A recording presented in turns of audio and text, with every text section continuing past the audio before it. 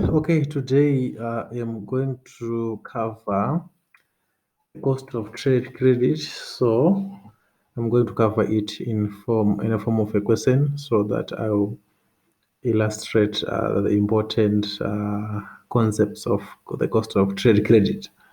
Okay, so the question is like XYZ Hospitals makes a 350,000 purchase with a 4% in 10 net 30 provision.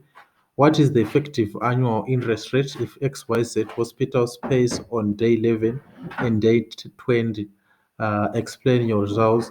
Identify what is trade credit and why it is not ideal to use.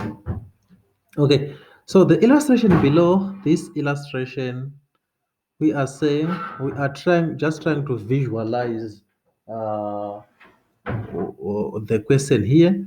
So, so if we say there is a provision of 4% in 10 net 30, we can write it as like 4 stroke 10 net 30.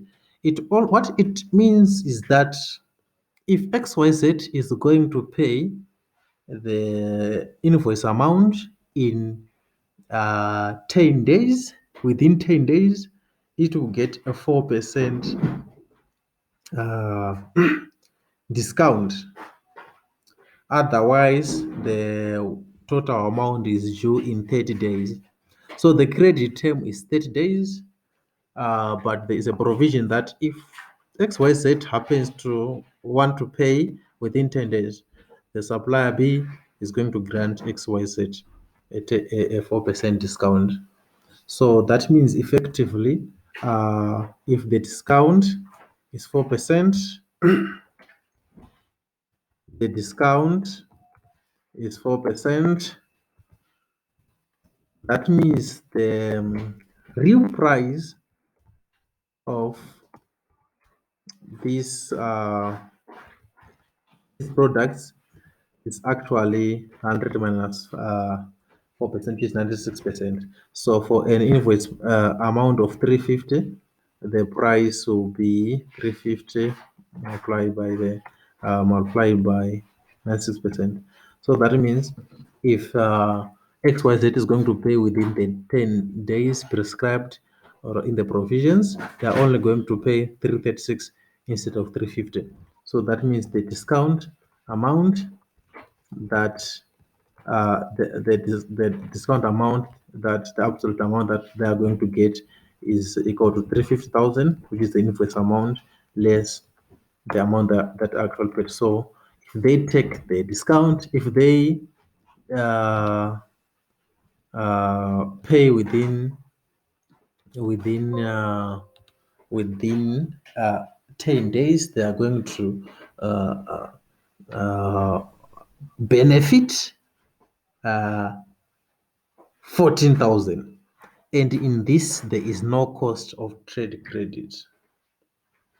Okay. So what are they benefiting here? They are all not only benefiting the discount, which is 14,000, but they are also benefiting the 10 days of free credit. That is free credit. Anything that is more than the 10 days is no longer free credit because these guys they are now going to pay the 350 instead of paying the 336 that is net of discount. So the 350 is a combination of the discount of 14,000 and the cash price of 336,000. Okay, this one being the 4% and this one being the the the 96%. Okay. So that means we can say if these guys are not going to pay or are not going to take the discount or they're not going to pay within the 10 days, they are going to incur finance costs of 4%. Okay. So this is just a once-off thing, but if we are going to annualize uh, the cost, we have to use a formula. If we are going to annualize this 4% finance costs, That was supposed to be discount if XYZ had taken had paid within 10 days. Now it becomes a cost now, what we can term finance cost. Okay, so um, the annualized, what we call annualized cost, we calculate it using this formula. So we can calculate the effective interest rate using this formula, which is 1 plus the discount rate divided by 1 discount rate to the power 365 over days past discount minus 1. Okay, that will be the effective interest rate. Okay, so our question is saying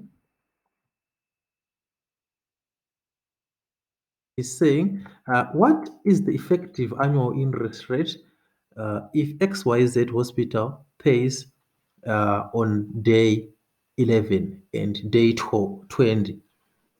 So the variables that we need here, the discount already, we have discount of 4%. We need what we call days past discount. So after 10 days, we only have a single day because we are paying, the first scenario, we are paying on the 11th. So we only have a single day past the discount period. So using our formula here, let me just take the formula here.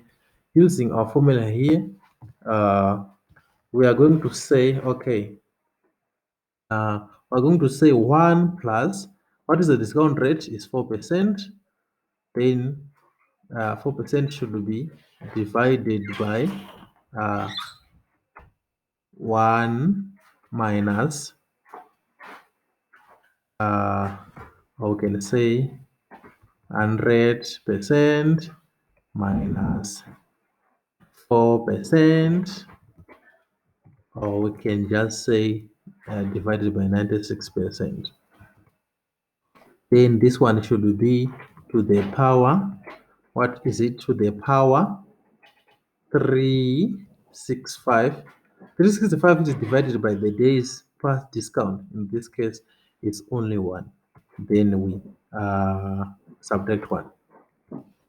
We should have put the equal sign here.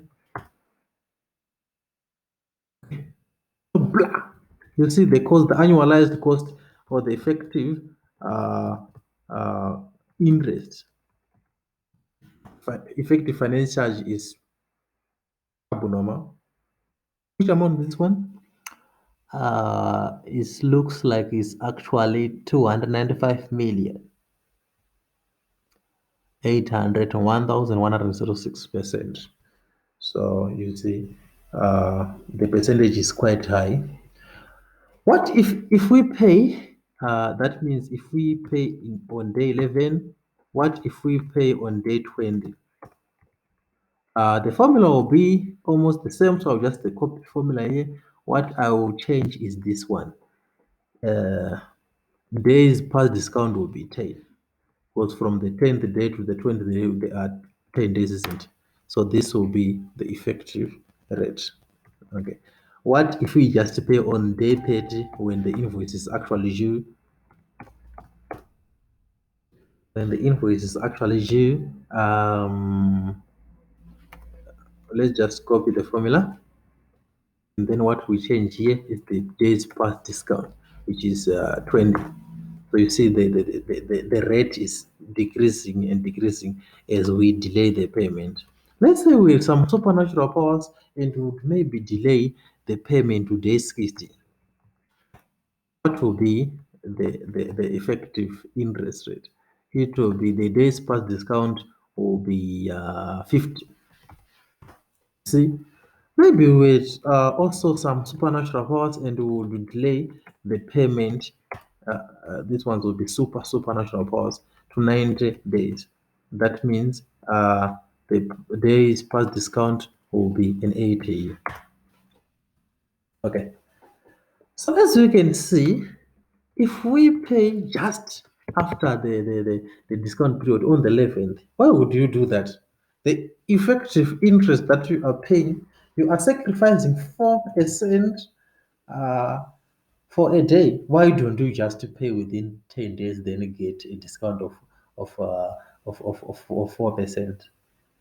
If you are going to pay on the 11th day, you are not going to get the discount first. Then the effective annual interest rate that we are, as I explained earlier, that I said this is the finance cost that you, instead of getting a discount, it becomes a finance cost. Now, if we are going to annualize it, we use this formula. Okay, this formula. All right. Uh, so if we annualize it, uh, if you pay on day 11, the effective interest rate will be abnormal. Then day 20, it's now better than day 11. And then day 30 is decreasing. If you had some supernatural gods, even if you could pay maybe after 120 days, uh, it will be even and more and more. Okay. What is it? Let me say it will be 110. Okay. So the interest that we are paying actually here, uh, if you pay on the 11th day is very high, and on the 12th day is also very high. On the 20th day is very high. 3rd day is very high. So as you can see, we said if you pay the due amount within 10 days, which is the discount period, you will get first, you gain the 4% discount. Second, you would gain also the 10-day free period, free credit. But if you are going to pay past the discount period, you are going to incur an effective annualized interest rate of this one, depending on which day you actually repaid the amount. So as you can see, it's actually pointless to take the trade credit. The trade credit, we are talking about the period between day 11 to day 20. That's the additional trade credit that we are talking about. Between day 1 to day 10 is free trade credit. So we don't have a cost there. If you pay within that period, you are going to actually get discount. You are going to actually benefit. There are no costs. But if you are going to pay afterwards, that's when we will be talking about the cost of trade credit. I hope that was helpful.